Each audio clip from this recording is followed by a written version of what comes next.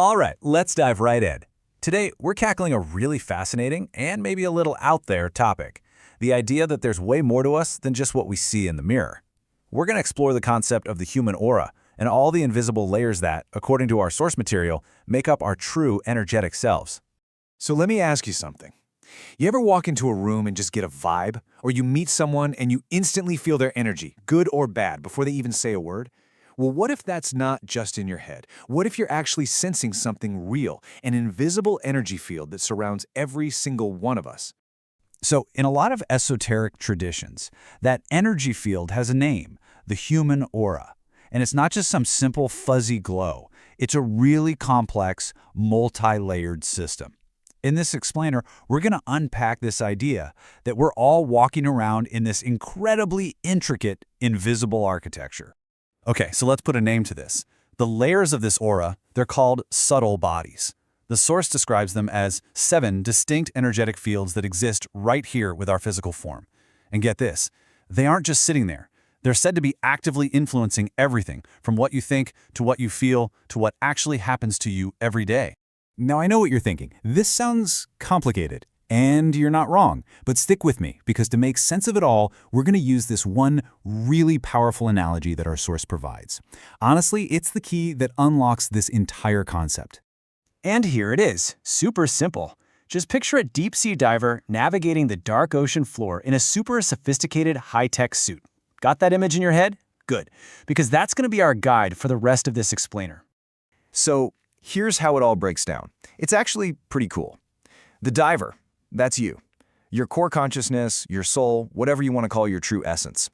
The deep sea, with all its pressure and darkness, well, that's the physical world we have to navigate every day. And that amazing high-tech suit, that's your 7 subtle bodies. It's the vehicle that allows your soul to actually exist and interact with this physical reality. All right, now that we have our framework, let's pop the hood on this suit. We're going to take a little tour of the schematics, layer by layer, to really understand what each part is designed to do. So here they are, all 7 layers. We start right in the middle with the physical body. That's the one we know, the one we can touch. But then, moving outward, we have these 6 other more subtle layers. The etheric, the astral, the mental, the causal, the buddhic, and then all the way out to the nirvanic body. So let's see what each one does. Okay, let's start with the first couple of layers just outside our physical one. First up is the etheric body. You can think of it as an energy double, kind of like the energetic blueprint for your physical health. In our suit analogy, this is the thermal layer, regulating your core energy. Then you have the astral body. This is where your emotions and desires live. It's basically the suit's pressure control system, helping you handle the intense emotional pressures of the deep sea.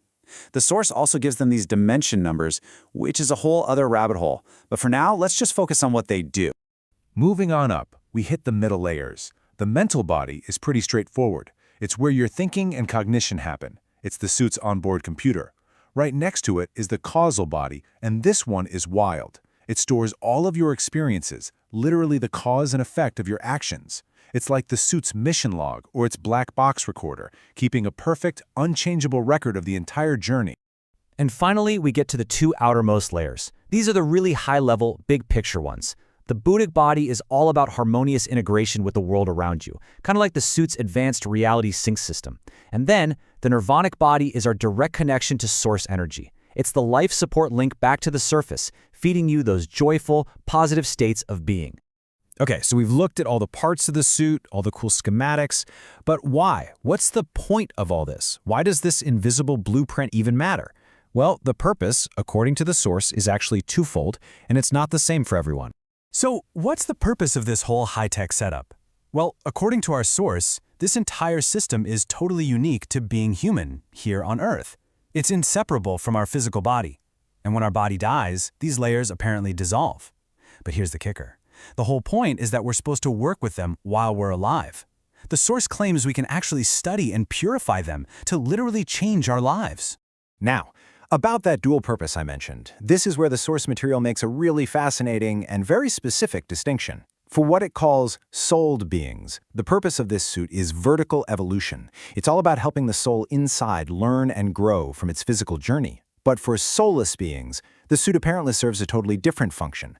It connects to what are described as external management systems, essentially allowing the suit to be operated remotely, almost like a biological drone. It's a very unusual concept, but it's central to the source's explanation. And that really brings us to the bottom line.